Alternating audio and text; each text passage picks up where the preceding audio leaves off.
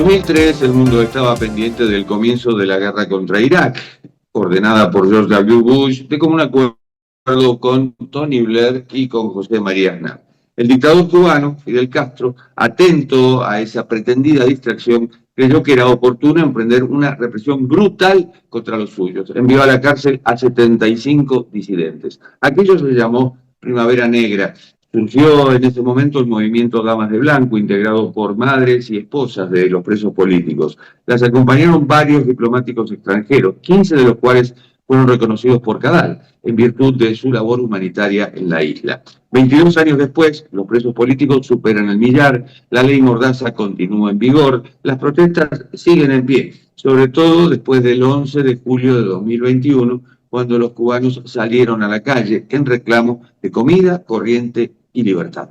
El sistema de opresión perdura, así como los apagones, la carestía de vida y la emigración masiva. Jorge Olivera Castillo, periodista, escritor, poeta y editor de televisión, fue uno de aquellos 75. Lo habían condenado a 18 años de prisión por el mero hecho de disentir con el régimen. Fue excarcelado en diciembre de 2004 por razones de salud. Desde 2021 reside en Estados Unidos. Jorge, mucha agua pasó bajo el puente. Bueno, increíblemente, bueno, primero que nada, gracias por la invitación y bueno, han pasado ya 22 años, el tiempo, como decimos, vuela. Y realmente ver en perspectiva, esto es bueno recordarlo, recordar esto y sobre todo lamentar que ha continuado repitiéndose el mismo esquema, ¿no? De detenciones masivas, y con largas condenas a prisión por el mero hecho de hacer uso de la libertad de expresión y otras libertades fundamentales. El tiempo vuela y la vida continúa, y en su caso podríamos poner un primer capítulo en Angola, a los 19 años, prestando el servicio militar, y allí estuvo 26 meses, tengo entendido. Efectivamente, fue mi primer desafío como adulto. Yo apenas había terminado la escuela, tenía 19 años. Como se sabe, en Cuba el servicio militar para los hombres es obligatorio y fui enviado allá junto a miles de jóvenes en condiciones realmente extremas. Estuve sobreviviendo, no viviendo, sobreviviendo en un campamento bajo tierra durante 26 meses en la parte sur de Angola, eh, en una localidad cercana a la frontera con Namibia. Y realmente fue una experiencia terrible. Estuve varias veces al borde de la muerte, tanto por los ataques de las tropas sudafricanas con la fracción angolana que estaba enfrentada, o sea, apoyada por Sudáfrica y Estados Unidos, y el contingente cubano que estaba apoyado por la URSS. Yo creo que era un escenario de la Guerra Fría, obviamente. Y bueno, en esas condiciones, durante 26 meses, como le contaba, la malaria, que es una enfermedad endémica de esas regiones, y los bombardeos, los ataques, dormía rodeado de animales salvajes todo el tiempo. Y en fin, fue una etapa bastante dura. Pero yo creo que de todo lo malo siempre hay algo positivo. Eso me sirvió para fortalecer mi personalidad, mi temperamento y para prepararme para lo que vendría después, que lo desconocía. Porque en ese tiempo, honestamente, no pensaba convertirme en lo que sucedió en el 1993, que pasé a integrar las filas de la oposición, en este caso del activismo, del activismo independiente. Primero como sindicalista y después como periodista independiente. No pensaba en aquel momento, obviamente, que fuera a dar este paso. Pero bueno, la vida me llevó hasta allí, hasta que después sucedió todo lo que pasó. ¿Cuándo se produce su decepción con el castrismo? En 1993. ¿Pero por qué? Fue una decepción paulatina, fue una acumulación de factores, sobre todo experiencias personales. Y también hay un detalle importante, que mi padre fue un exprisionero político. Yo no me crié con mi padre. Mis padres se separaron cuando yo era muy pequeño. Pero después retomé esta comunicación con mi padre ya más de adulto, y mi padre fue prisionero político en la década del 60. Era un viejo militante del viejo Partido Comunista, y Fidel Castro hizo una purga donde encarceló a 38 militantes del Partido Socialista Popular. Toda esa experiencia, recuerdo que en su casa se hacían talleres en la década del 80, cuando ocurrió esto en la ex Unión Soviética, la Glasnost, la perestroika, se hacían pequeños talleres, yo asistía. eh, bueno, empecé a conocer toda esta parte de la historia desconocida por miles de cubanos, millones de cubanos y sobre todo internacionalmente es bastante desconocida, el proceso llamado la microfracción, donde estuvo involucrado mi padre y como le contaba, fueron 38 viejos militantes que fueron encarcelados. Bueno, estos talleres, esta comunicación con mi padre y las experiencias personales, yo trabajé en la televisión cubana después que vine de Angola como editor y fue un proceso acumulativo, como le decía, un proceso de decepción por muchas razones. Me di cuenta de la falta de libertad, la situación económica, por supuesto, y fue una combinación, diría que multifactorial, de situaciones que me conllevaron a tomar la decisión que finalmente decidí asumir. Una vez liberado, después de haber estado en prisión y pasarla mal, por cierto, usted se negó a abandonar Cuba, se quedó en Cuba. Sí, en la prisión fue, bueno, brevemente, yo fui detenido un 18 de marzo en horas de la tarde en casa de la tía de mi esposa. Fui llevado al cuartel general de la Policía Política, el conocido como Villa Marista. Ahí estuve 36 días, después fui juzgado en un tribunal sin garantías procesales como suele ocurrir en Cuba y fui condenado. La petición fiscal inicial fue de 15 años, pero cuando mi esposa fue a recoger la sentencia en firme y había subido 3 años, o sea, finalmente fui condenado a 18 años de privación de libertad y enviado a la prisión de Guantánamo, a más de 900 kilómetros de mi lugar de residencia, que es en la capital de Cuba, La Habana. Eh, eh, Pude ver a mi abogado eh, 5 minutos antes de la vista oral, o sea que no tenía forma de que la decisión cambiara de ser internado en una prisión.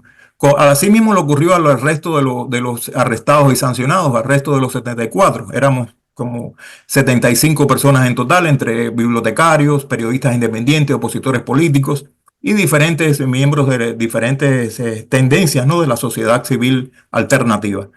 Y entonces, la pregunta, por favor, que sí, que me dijo, me perdí un poco el hilo. No, más que todo lo que tiene que ver justamente con la salida de la cárcel y quedarse en Cuba, no irse de Cuba. En un principio yo me negué a salir de Cuba. Realmente es mi país y aunque era bastante peligroso, podía, o sea, salí de la cárcel y continué mi activismo. O sea que estaba, posiblemente fuera a la cárcel otra vez. Desafortunadamente no ocurrió. Pero bueno, recibí amenazas, estaba vigilado, algo comúnmente que sucede en Cuba. Y definitivamente yo tenía una beca en la Universidad de Harvard. La obtuve en el 2010, no recuerdo la fecha tal, pero el régimen cubano no me permitió salir, o me permitió salir con la condición de no regresar. Yo dije, yo no acepté esas condiciones. Finalmente, cuando en el intento de deshielo, cuando en la presidencia de Barack Obama hubo un intento de deshielo, se suavizaron las relaciones, las tensas relaciones entre Estados Unidos y Cuba y el gobierno de La Habana. Y entonces nos permitieron a todos los 75, al grupo que no decidimos permanecer en Cuba, que insisto, no fui yo solo, nos permitieron salir al exterior y regresar. Entonces ahí aproveché porque bajo esa condición asistí a esta beca en la Universidad de Harvard. Estuve 2 años en Estados Unidos con mi esposa y regresamos, eso fue en el 2016 y regresamos en el 2018 a continuar nuestro activismo. Y definitivamente, posteriormente, tuvimos que salir de manera definitiva en el 2020, dada la presión que ejercieron, sobre todo contra mi esposa, que es una defensora de los derechos de la mujer.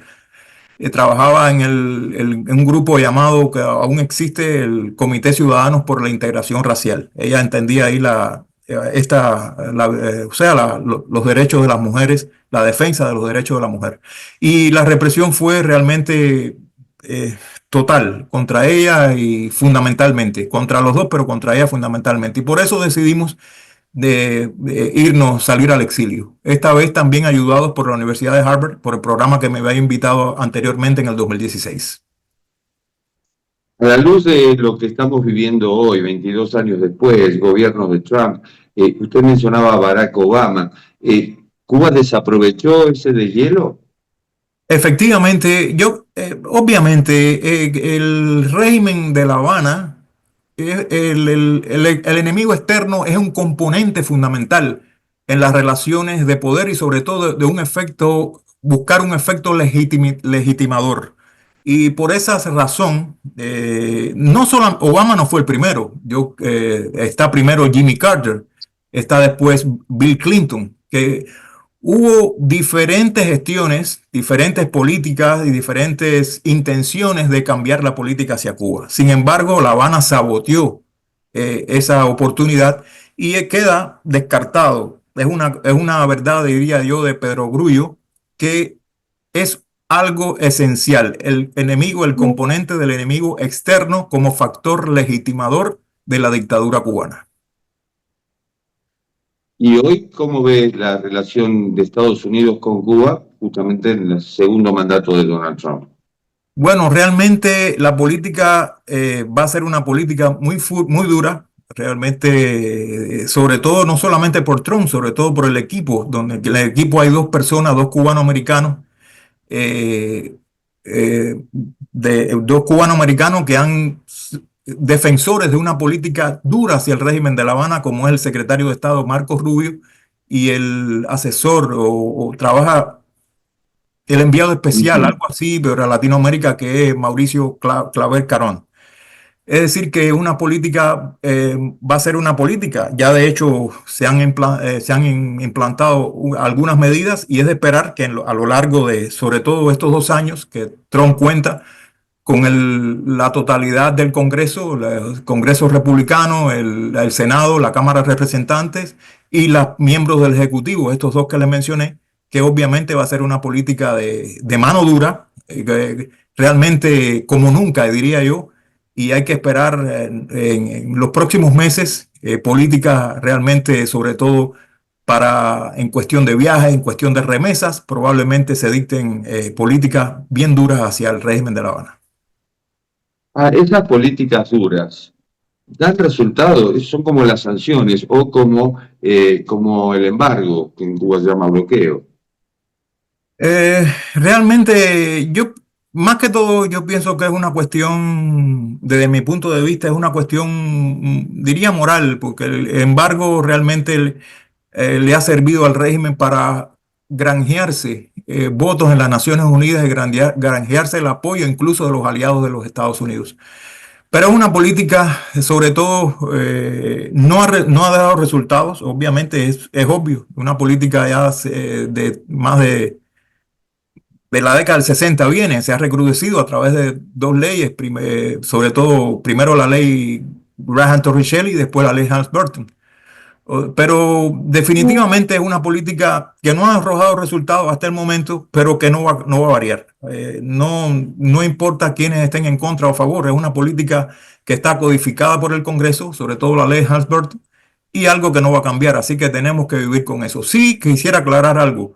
Eh, mm, el problema del embargo, desde mi modesto punto de vista, no es el problema principal en Cuba, sino las políticas del Partido Comunista, el atrincheramiento del Partido Comunista. Yo creo que hay que poner en primer lugar ese factor y después del embargo, como una cuestión secundaria. Pero eso no debe perdernos de vista de que el factor principal de que Cuba esté en las condiciones que está desde el punto de vista político, social y económico es única y exclusivamente responsabilidad del Partido Comunista.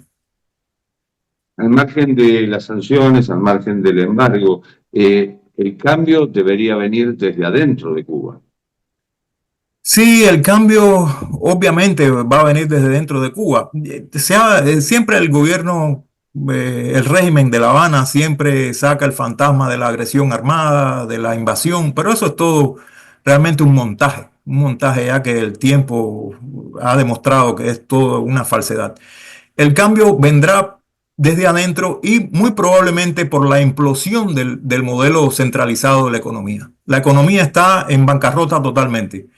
Y es probable que este año se definan muchas cosas dentro de Cuba, incluso de que pueda, eh, como le decía, derrumbarse el modelo. De hecho, yo creo que no quiero pecar de muy optimista, pero dadas las condiciones que todavía tenemos familiares allá adentro, dadas las condiciones que está Cuba, yo no creo que vaya a ser, que vaya a durar mucho tiempo. Y esta vez yo creo, pienso que no estoy muy lejos de la realidad, porque realmente cuando uno analiza todos los puntos, los detalles de todo lo que está sucediendo en Cuba y la imposibilidad de aliviar la carga como ha hecho el régimen en otras oportunidades de estimular el éxodo masivo que no está disponible en estos momentos por la administración que está en la Casa Blanca desde el noviembre del año pasado y estará por 4 años. No eso es imposible que el gobierno ha recurrido a eso, o sea, impulsar a la gente a que se vaya con tal de aliviar la presión dentro. Y esto no es posible. Dadas todas estas condiciones, es muy probable que se defina la situación en Cuba en los próximos 2 años. Jorge, muchísimas gracias. Bueno, gracias a ustedes por la invitación y darme esta oportunidad de recordar esta fecha en la que muchos cubanos fueron a la cárcel y que lamentablemente otros todavía están allá. Y como usted dijo al comienzo, son alrededor de más de 800 personas, casi 1000, que todavía están penando en las condiciones infrahumanas dentro de las prisiones cubanas. Muchas gracias. Gracias a usted. Y esto ha sido Cuarto de Hora, un programa de Cadal TV que se retransmite en el canal E de Buenos Aires. Nos encontramos en la próxima. Chao.